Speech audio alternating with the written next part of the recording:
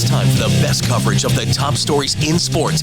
The Sports Wrap with Jason Page starts now. Indeed it does, and great to have you with us on this Monday edition of the show. We got a lot to do over the next 60 minutes. We'll be joined by our friend Bill Bender, Sporting News, college football, all things football insider. We'll get some thoughts with him. Also, be joined by Brian Twining in Odds and Ends to get us set for the finale of NASCAR. They had the penultimate race yesterday at Martinsville. We'll get into that some and a whole bunch of NFL, a little bit of baseball too, with the World Series resuming tonight in Los Angeles for Game 3. But we start things in the NFL, and Sam Yarnell is here to hang out with me for pretty much the duration today on the program. So let's go through a couple of games from week 8. I was able to squeeze in 2 NFL segments into the show today. So we won't only do 2 games and then do leftovers tomorrow. We'll do 2 segments of NFL today. We'll have leftovers tomorrow. By the way, for those wondering on the NBA stuff, there is more to talk about with that I want to get into on tomorrow's show as well. But Sam, let's start it in the NFL. What? Well, we'll kind of get into it later today, but that's okay. All right. Apparently I don't know what's on the show today. So let's talk about the Titans and the Colts, and more about the Colts in particular, because I got to tell you, I'm struggling with this because I love the story. I love the 7-1. I love the Daniel Jones redemption arc that we're going through here. I love Jonathan Taylor, who felt like he was almost left for dead a couple of years ago and now having this amazing season. And by the way, he's not winning MVP. If Saquon didn't win it last year, Jonathan Taylor's not winning it this year. Shut up. I don't want to hear it. It's not going to happen. This league won't do it. And the voters won't do it. So it's not happening. And I love what the Colts are doing. But at the same time, if we sit here and talk about what they're doing and not frame it in the context of who they have played, who they've lost to, and who they almost lost to in Denver, and at least frame the conversation correctly, I think we're doing a disservice to the audience. Now, people in Indianapolis have been all over me because I put up a post on social media yesterday about the fact that I love the Broncos story, but at the same time, I cannot say that I think they'd beat Buffalo. And honestly, I don't even know if they'd beat Kansas City if they played them. That's how I feel right now. That could change as we continue to go through the season, but that's where I am right now on this team. And when you look at the fact, oh, great, they've beaten the Titans twice, and they've beaten Miami. They have 2 games on their schedule, if we're talking about like strength of schedule here, Sam. We're talking about Denver, and we're talking about the Rams. Denver game, they should have lost. They got the leverage call, bogus call. The Rams game, they had a couple of calls go against them that they probably would have won the game had they not gone against them. How do you, maybe different from me, view the Colts when we talk about contender, pretender, Super Bowl contender to win a game in the postseason? How do you frame it versus the way I'm framing it? Well, I'll just say this. I think you're forgetting about the absolute mollywhopping they went into L.A. and put on Jim Harbaugh's team. Like, this is a team the Giants beat that Chargers team, though. I can't get that crazy about the Chargers. I can't. Okay. I mean, you can only beat what's in front of you, and like that is the 3rd most impressive team. I tell you what, they've got more impressive wins than the Buffalo Bills, who everybody wants to put in front of them. I'm not saying that I'm putting them in front of the Buffalo Bills, but to me, the Indianapolis Colts are a very clear and obvious number 3 team in the AFC this year. I mean, the cart got put past the horse with the Baltimore Ravens. They're in too deep of a hole for them to be able to dig out of at this point. I disagree. No we'll one talk later. knows what's going on with the Cincinnati Bengals, Jason. And so, yeah, you're telling me that this run game, this offensive line, that defense, which still seemingly nobody wants to talk about after putting out yet another incredible performance yesterday. I mean, yeah, they're the 3rd best team in the AFC to me. I mean, they've beaten the Raiders. They've beaten the Cardinals. With by the way, what was it, Jacoby Brissett in that game? Barely beat the Cardinals in that game with Jacoby Brissett. Beaten the Titans twice. Beaten the Raiders. Beaten the Dolphins, which is like clubbing baby seals. Sea life, be damned. I just can't. I'm just not there yet. And it's not to say I won't get there, but I'm not going to be hoodwinked because it's got that it's got feels of that Vikings team a couple of years ago that put up that great regular season number, then lost to the Giants first game in the postseason.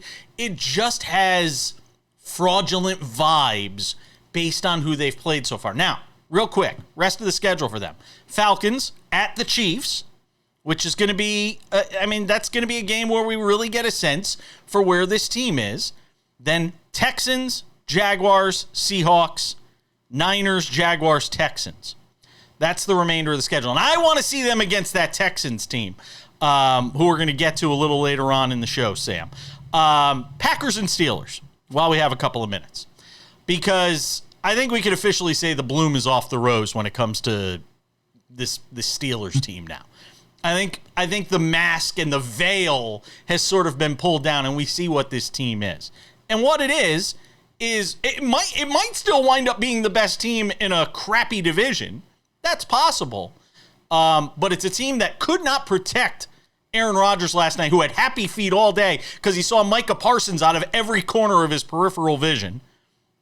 And it's a team that I still think needs another receiver at the trade deadline, and I'll be curious to see if they go and get one because it feels like they're kind of struggling in that regard.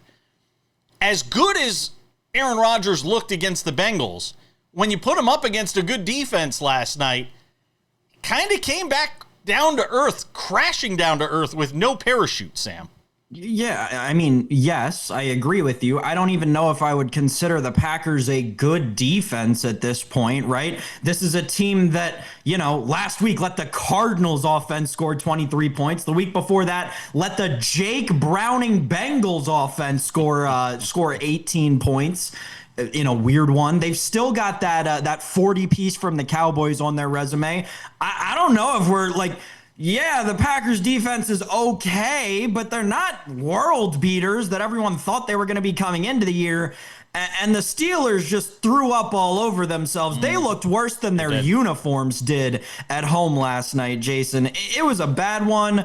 I mean, yeah, the Steelers probably are going to lose that division, especially if the Ravens can keep winning games with Snoop Huntley. I mean, it is a mess in the AFC North, and the Steelers are horrible. Who would have thunk it? Before the season started, I don't think any of us would have thought that the AFC North would be the mess that it is right now. I don't think so. Because no matter what you thought of the Bengals, you thought they'd win enough games. You thought Burrow would be there. Right, that's the thing, right? It's all because of the Joe Burrow injury. That's what's holding that entire division back. No, it's true. There's more to get to from that AFC North, and we'll do it a little later on in the show with another segment of NFL. But when we come back, there is baseball to talk about. World Series Game 3, we'll recap the first two games as well next.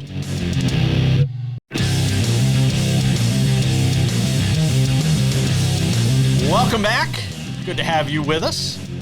Coming up in 10 minutes, Bill Bender from the Sporting News. Talk about some college football. Oh, what do you know? Another week and another coach got fired. Because that is the entire story of this college football season when we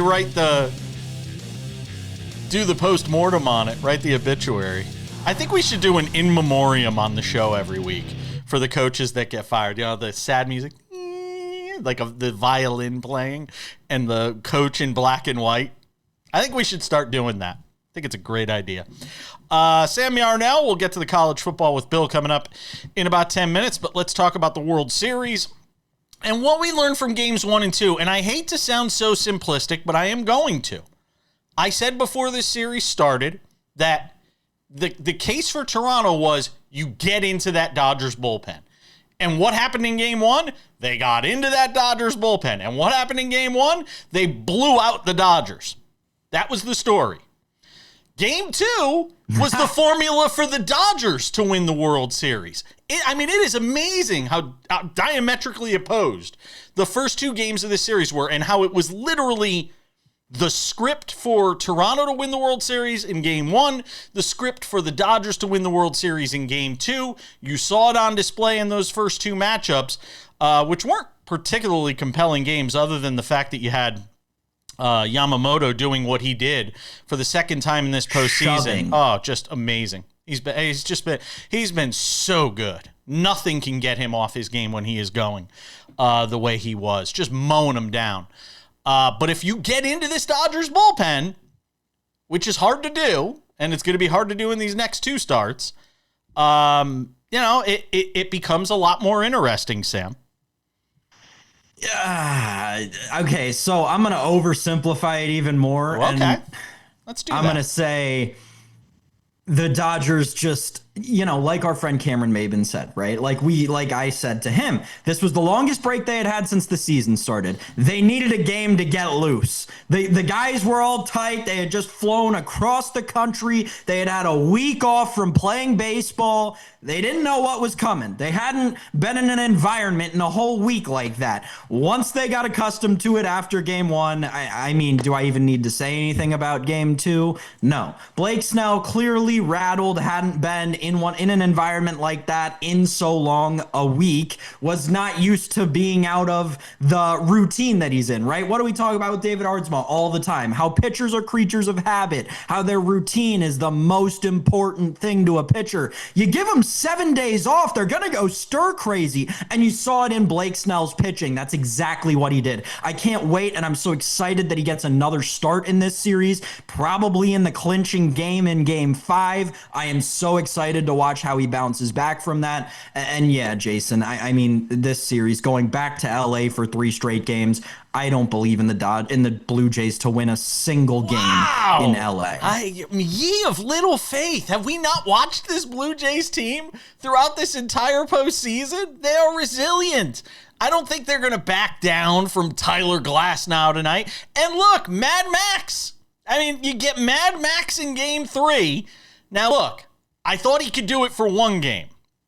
I don't know if he can do it for a second game. You can get through 1 game on that Mad Max adrenaline and, gutting it out as he did in the series against Seattle. What game was that? Was that 3, 4, 6? I don't know. It doesn't really matter. They won.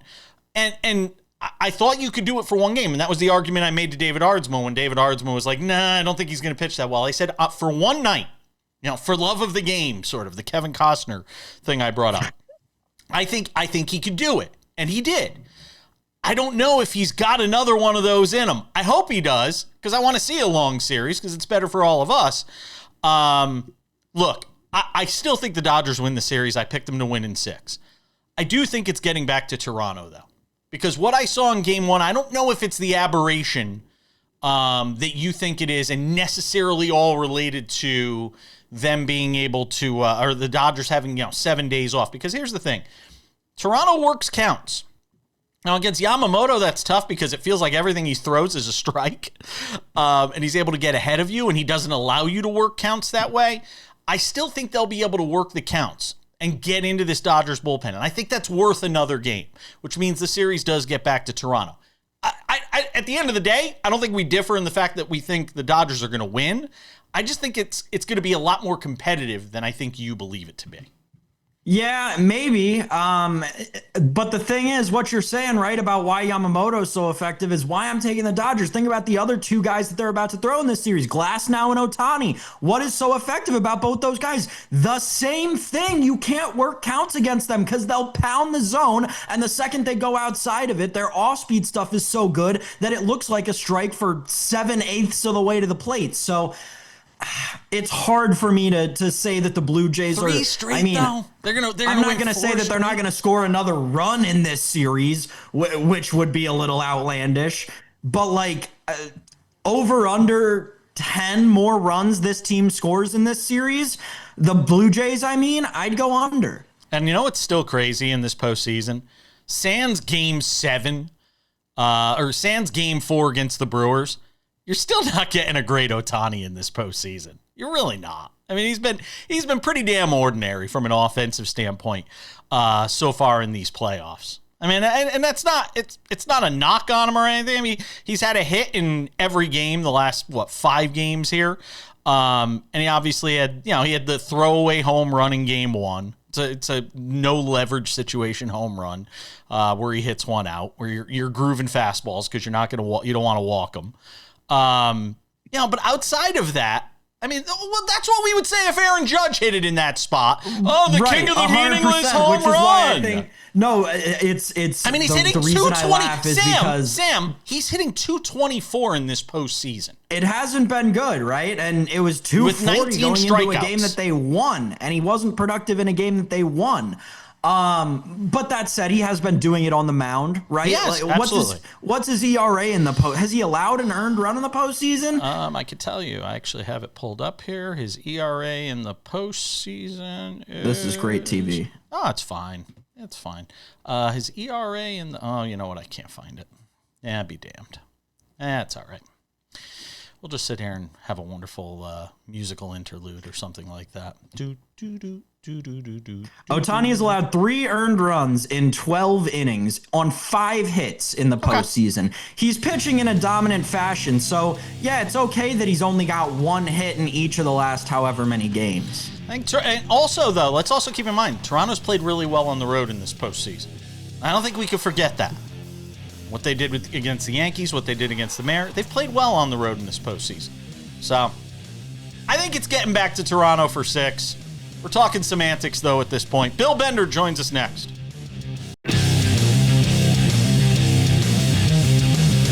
Welcome back to the show. Let's do some college football for a couple of segments. If it's a Monday, that means Bill Bender of the Sporting News is here, ladies and gentlemen, in all his glory. Man, I don't know what they're paying you over there at the Sporting News to cover college football this year, but I hope they gave you a raise, because there is not a down day in the college football news cycle. I said to Sam last segment, I think every Monday we're going to start doing like an in memoriam like they do in the Academy Awards for all these coaches that are getting lopped off left and right here this season. We'll just do, the little violin. We'll have a little violin, and we'll have black and white images of the coaches, because we could do it every week, Bill. This is nuts. Brian Kelly, the latest to meet his maker as far as coaching is concerned, out at LSU. What was your reaction? Because I know you kind of saw it coming. We were texting earlier in the day before the news hit. So your reaction first to Brian Kelly. Well, yeah, it's a Sunday tradition. Each of the last 3 weeks, a major Power 4 program has fired their coach, and now I'm prepared for it. So, like Saturday, the sequence is text you after a coach has a horrible loss. Is this guy gone tomorrow, Jason?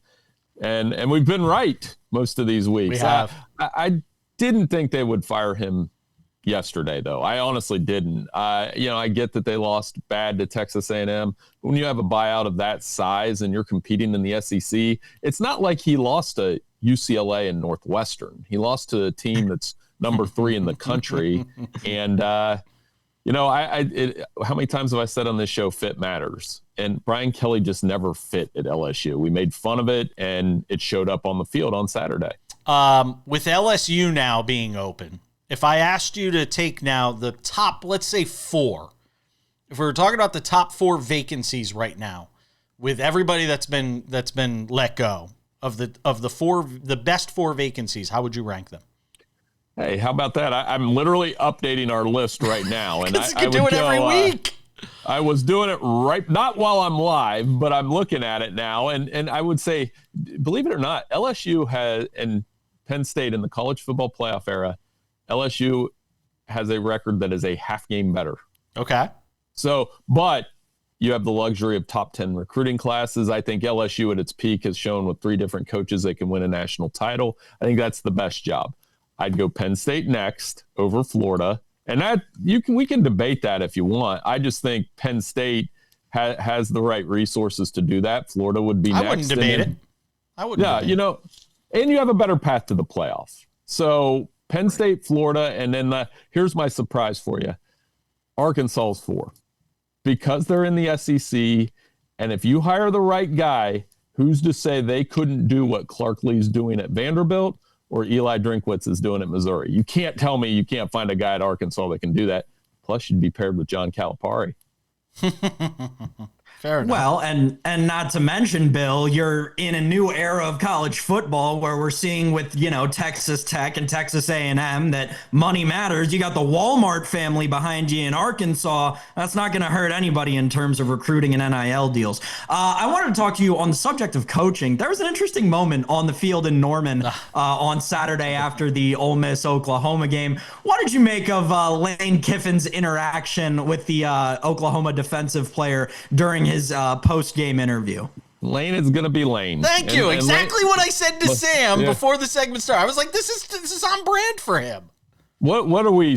We're not surprised, are we? I know Jason and I aren't. We're cynical people. Sam, are you not cynical? Come on. Maybe not enough.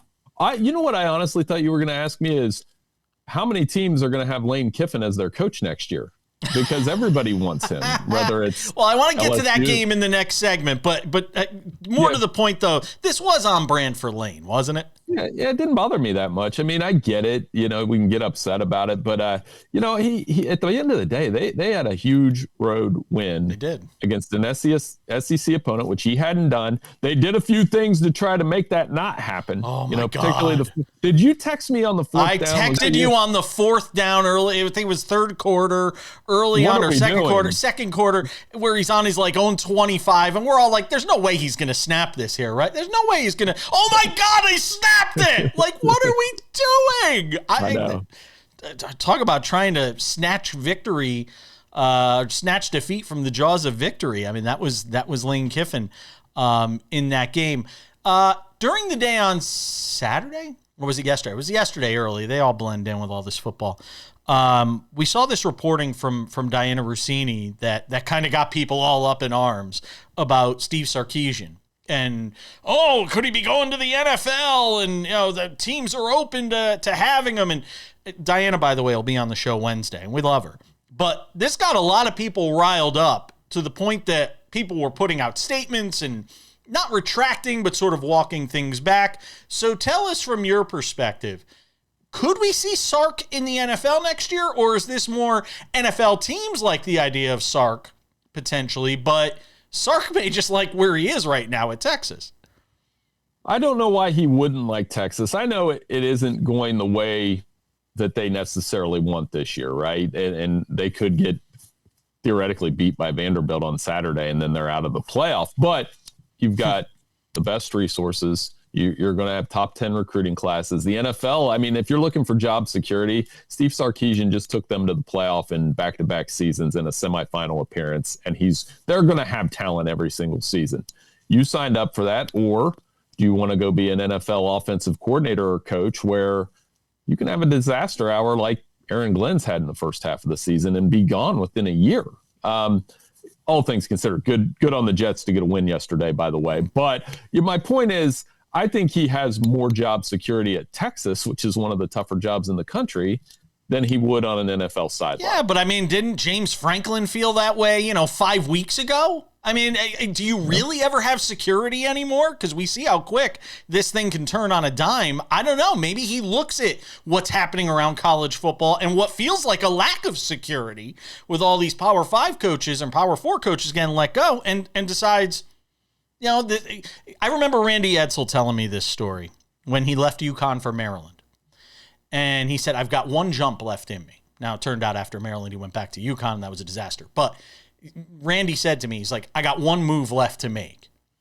Maybe Sark, at his age feels like if he's got one move left to make, the time is now. That's all I would say, just in response to that. No, and to your point, and I don't know that we've figured this out yet in the last 3 weeks, is that are college coaches now NFL coaches? That's and exactly I mean it in that sense. Yes, that is exactly it. And here's the hard part. Yes. College coaches this sport's governed by emotion more than the NFL. Yes. And that's why I think you have a great point. Yeah. We can continue this on the other side. More with Bill Bender from the Sporting News on the college football next.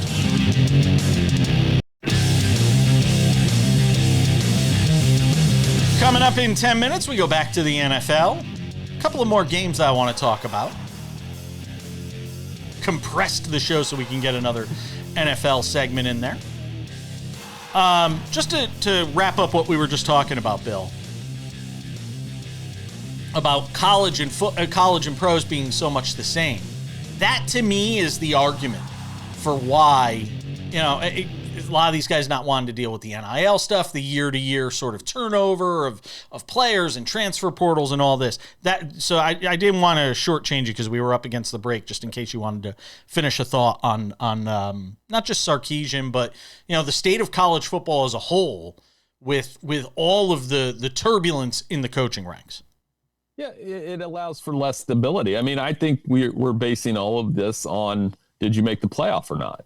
Whereas in the NFL, I mean, you can get fired and make the playoff. You can, and those guys, I think, understand that. The Andy Reids and, John Harbaughs of the world are very rare in the NFL. Mike Tomlin, Matt LaFleur. At the same time, I'm always quick to point out who are the most stable organizations in the NFL. The Steelers, the Ravens, the Chiefs, the Packers. And they keep their coaches. College football was known for that. So are we really making these emotional decisions on some level? And the other part of that emotional decision is these buyouts. I mean, at what point is that going to be something that the higher ups in college football discuss? A $53 million buyout. And we're getting the governor of Louisiana involved and all that. I mean, it is a very emotional sport. And I don't know who they find. I guess Lane is one of these many spots he's going to coach next year. Is Lane Kiffin really a better coach than Brian Kelly? I mean, we could spend 3 segments figuring that out. Real quick, because I know Sam's got a question. On Trinidad Chambliss and what we saw from him on Saturday. It's the first time I've watched him. And I was really impressed with what we saw out of him. And I don't know how he grades at the next level or whatever. I haven't looked into any of that. I'm just saying it was the first time I watched him and laid eyes on him. And in that spot on the road with that team, I was very impressed with Chambliss. He had 3 next level throws in the first half. Yeah. 2 in the window that I was just like, wow. And those are the throws that get my attention. He's very poised, composed, has 300-yard games in SEC play. If he starts in week 1, he's probably the Heisman front runner, and he's still in the mix here. Handled himself at Georgia very well in that first road start. So that's why with Lane, I'm like, what are you doing? Why would you leave this? They're going to make the playoff this year. I don't know if they're going to win it, but this kid is for real. And for all this talk, and you, again, you're on fire this morning because I do like him, not just now, but some of those next level throws. He could be good at the next one. Sam, go ahead. Bill, a couple of really important games from over the weekend that we got to fly through here. Obviously, Missouri, Vanderbilt. First of all, from a Missouri standpoint, I know we've talked about Drink a bunch on the show, but it feels like Missouri's playoff chances are done, right? They've still got A&M on the schedule. They've still got Oklahoma on the schedule. They have a chance to make the playoff?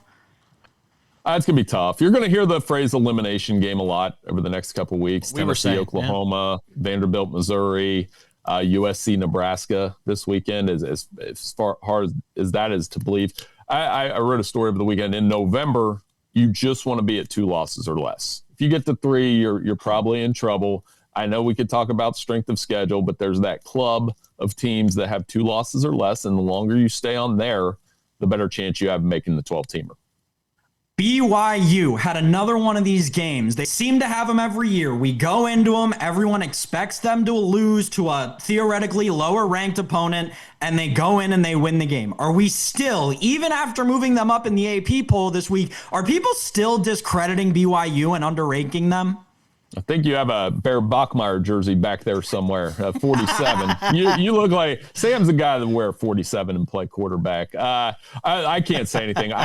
Long story short, I played receiver in high school and wore 92, but I was a huge Reggie White fan. But to BYU's point, they're just finding ways to win, and they're tough. Their running game's really good around Bachmeier and LJ Martin. Their defense is good, and they did this last year. We watched them get into deep November with an undefeated record, and it was based off turnovers. And I still kind of like them in this Big 12 race. I'm not 100% sold on Texas Tech with the injuries at quarterback. And that Utah-Cincinnati game this weekend is going to be huge. That's a great game. Great opportunity for the Bearcats on the road. Last one from me is South Florida, Memphis, because the G5 picture's gotten a little messy. You've still got JMU in there. Obviously, the South Florida loss means a lot, but this Memphis team is hot. Who do you think is going to, in this first CFP poll that we're getting, 9 days from now, who do you think is going to be that G5 bid?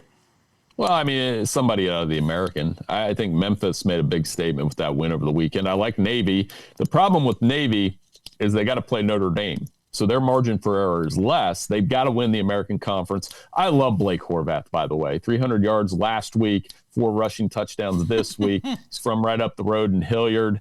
He's a Campbell Trophy finalist. Do I need to sell him more?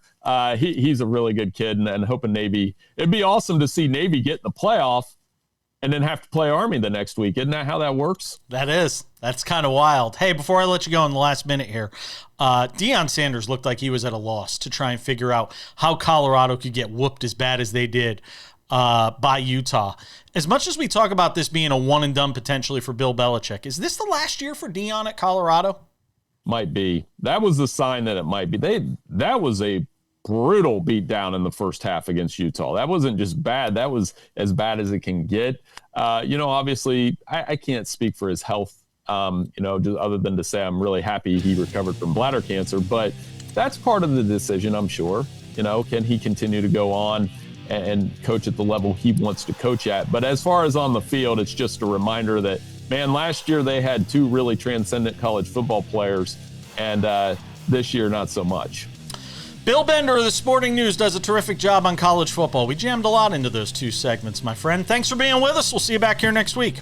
Hey, no problem. Thanks for having me on.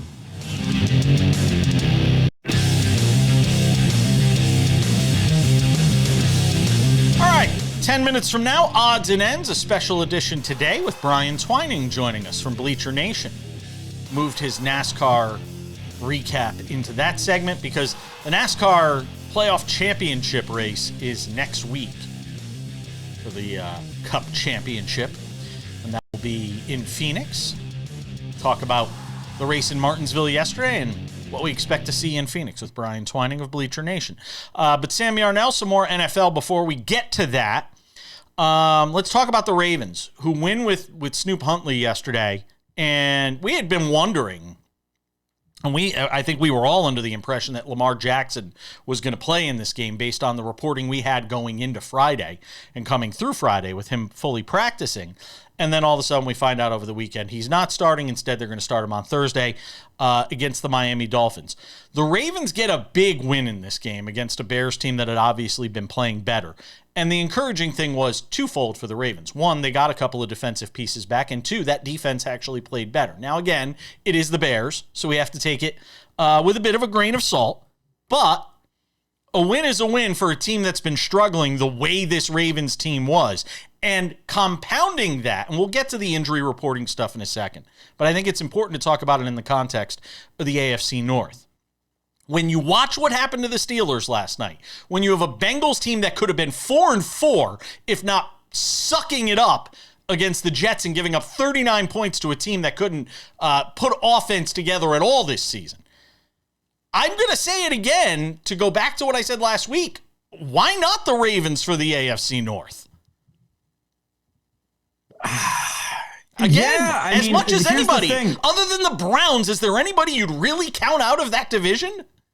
I don't even know if I'd count out the Browns with how bad all of these other teams are, Jason.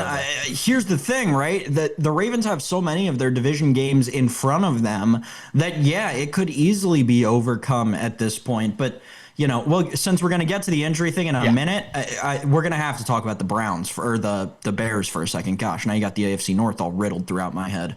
The Chicago Bears are a train wreck. They are a dumpster fire. This is a game that you could not lose by any stretch of the imagination. I don't care what the point spread was originally. I don't care what it changed to. The second you find out Lamar Jackson's not playing in this game, there is no excuse to not win this football game. Caleb Williams, I'm sorry, fraud watch is off the table. Go on. He has entered fraud territory. Come on. He can work his way back out of it, but I mean, at this point, he looks like the fourth or fifth best quarterback from that draft. I'm just being realistic here.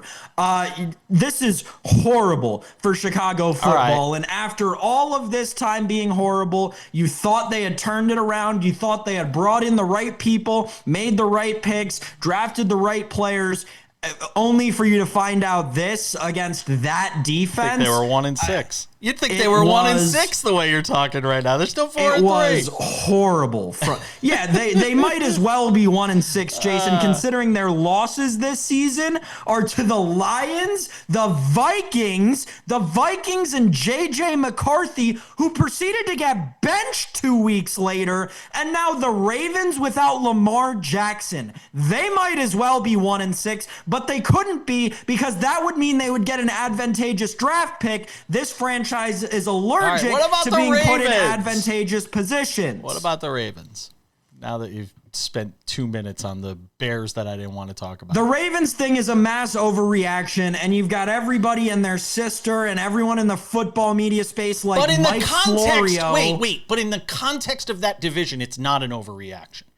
In the context of that division. Are you talking about the injury report thing? No. I'm just talking about them winning the division. I'm talking about them winning the division. No. They are live to win that division. Very much so. They are. That division, as you and I have talked about, I was thinking about this yesterday with the AFC South in the past. Sam, they're the favorite on FanDuel this morning. They're minus 105 to win that division. Right. It's turning into what you and I have talked about, the AFC South of the past being. It's going to be whoever just wants to lose it the least. Yeah. It's not who wants to win it, who doesn't want to lose it. On the injury reporting thing, quick. Everyone's overreacting. We see this happen all the time at less consequential positions. And just because there happened to be an FBI investigation into a different professional sports league earlier in the week, everyone's jumping to say, oh, the Ravens, we're going to take draft picks from them. We're going to take this. No, the worst thing that could happen is a menial fine. I agree. And I hope the NFL doesn't overreact to this. I fear they might, given what we've seen Roger Goodell do in the past in terms of overreacting. Take that, put it aside. Final 90 seconds. The Texans' win yesterday is eye-opening to me. You want to talk about all the teams I've maybe done a 180 on. This one might be the one I do a 180 on the most, and it's because of that defense. That defense being as good as it is, it's going to push them a long way, because it's not just good, it is elite of the elite. And, when you watch what they did yesterday, the Niners, throughout that game, and by the way, I don't want to hear about Mac Jones supplanting Brock Purdy anymore. When Brock Purdy's ready to play, you put Brock Purdy back on the field, please. But to me, the story is that Texans defense, which, as much as we want to talk about regression with C.J. Stroud and all this stuff, Sam, C.J. Stroud in that environment with that defense doesn't have to be Peyton Manning, peak Peyton Manning, or what Jordan Love needs to be. He just needs to be good enough, because that defense is going to keep winning them games. That's exactly what I said to you last week about this team. They just need a game manager, and if C.J. Stroud can do that, this defense is the best in the NFL. We were talking about the Packers defense earlier and how everyone's oversold on them because they want to ignore the Houston Texans and what they're doing down there with the best defense. It's why I picked them to win this division. I think they're one of the best teams in the NFL. The only thing I disagree with you about, Brock Purdy's job is not safe. I don't think it's in jeopardy because of Mac Jones. I saw a lot of regression in Jones. We're coming back.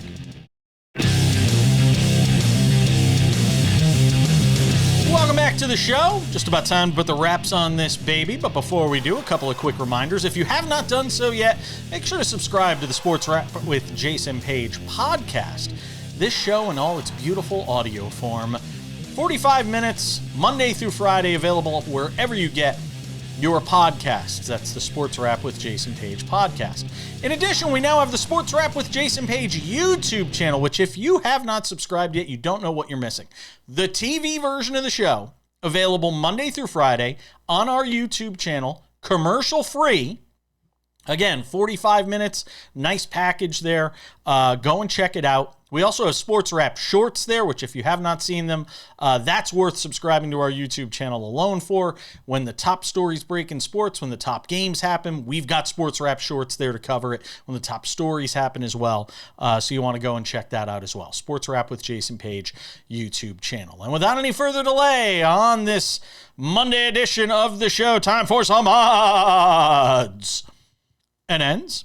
Odds and ends. And that's not Sam Yarnell. That's Brian Twining of Bleacher Nation, who joins us every Monday, just about every Monday, to recap what's going on in NASCAR. We moved him into this segment today because I wanted to get in an extra NFL segment. But I wanted to make sure we had Brian on because we had the penultimate race to the season yesterday with the race in Martinsville, which sets us up for the Final Four, Brian, in NASCAR for the Cup Championship next week in Phoenix. A win for William Byron yesterday. First of all, your surprise, I guess, at Byron winning this race? As a matter of fact, I was not. Denny Hamlin predicted this would kind of go this way on his episode of Actions Detrimental this week, and we've seen Byron do this in the past this year. When he unloads well, qualifies well, he tends to be an elite car, and he showed that all day. 304 laps led in that race. What was it with the Toyotas yesterday, though? Some struggle. I heard some stuff. Maybe they were testing out an engine because they didn't have anything to lose. With their spots already secured for next week in Phoenix. What was going on with the Toyotas yesterday? This has been kind of a lingering problem this season as a whole. We've seen Denny have multiple mechanical failures. We've seen Ty Gibbs have issues. We saw Chase Briscoe yesterday suffer some type of terminal issue. So maybe they were testing. I'm not really too concerned about Phoenix as we head into that track, but there are some question marks for that camp for sure. Denny Hamlin and Chase Briscoe both having some failures yesterday. Neither of them obviously finishing the race. All right, let's talk about the Cup Series Playoffs Championship Field of Four. You got Chase Briscoe, a couple of Toyotas there with Briscoe and Hamlin. You've got the Chevys with William Byron and Kyle Larson. And to me, the funniest thing still continues to be Kyle Larson, who has not won in this postseason, yet finds himself in the playoff championship. Pretty amazing stuff. Yeah, it's like the quietest run that Larson's ever had heading into a championship race. And it would not shock anybody if he goes out there and he actually wins the championship. But it seems like they've been kind of flying under the radar during the playoffs for sure. From a betting standpoint, when you look at these four, and obviously you'll want to see what their cars look like when they get to Phoenix, but just from sort of a 50,000 foot view, from the macro view, as you look at this for next weekend, what are you looking at? Yeah, I expect Kyle Larson and William Byron to kind of be co-favorites here. I just with how good HMS has looked and what the odds have said leading into this race, with Denny Hamlin being probably the third shortest, and then surprisingly in the community that Chase Briscoe is going to be the underdog when a lot of us actually think he should probably be the favorite with how well this team has been this year. Were you surprised Joey Logano didn't make it from what we saw throughout the entire season, through the playoffs and everything? Were you surprised we didn't see Joey Logano in this championship four? No, they never really had the car. The one guy that shocked me for sure is Ryan Blaney. I was holding numerous futures tickets on him. We saw it yesterday. I was very shocked to see him drive from 31st up to the first spot and lead a bunch of laps there. I thought for sure he was going to win again for a third straight year at Martinsville, but it's definitely Blaney as the biggest surprise. In the final minute for the NASCAR novice, what does it all mean next week if one of the non-Final Four here, if somebody other than the non-Final Four wins this race? How does that all line up?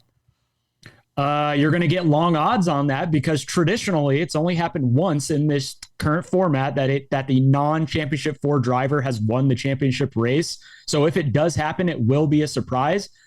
But don't count out the Penske cars of not trying to just shove it to the rest of the field and say, yeah, you're lucky we're not here, and seeing Ryan Blaney or Joey Logano still win at Phoenix. So what happens in that scenario then? Is it just the next best driver? It's the highest finishing championship four driver. That would be chaotic, which would be great for us. I mean, we love chaos, right? It's like the end of the college football season and rooting for teams to lose just so the playoff committee has to sit there in a room and stew around and try to figure out where to put everybody. That's what we're rooting for, right? Exactly. And, I just want to say, for everybody that hates this format, we have probably the 4 most deserving teams in the championship race. That's all you can ask for. Brian Twining does a great job with NASCAR from Bleacher Nation. Thank you for hanging out with us as always. We'll talk to you next week, my friend. Yes, sir. Are you going to the race, by the way? Oh, 100%. Yes. Okay. Even better. It's Brian Twining of Bleacher Nation, one of the busiest men I know. It's going to do it for us on this Monday edition of the show. Thank you to Bill Bender. Thank you to Sam Yarnell. Thanks to Brian Twining. Thanks to all of you for watching wherever and however you are consuming the show. I'm Jason Page. We'll see you back here on Tuesday for an all-new edition of Sports Wrap. Have a great one.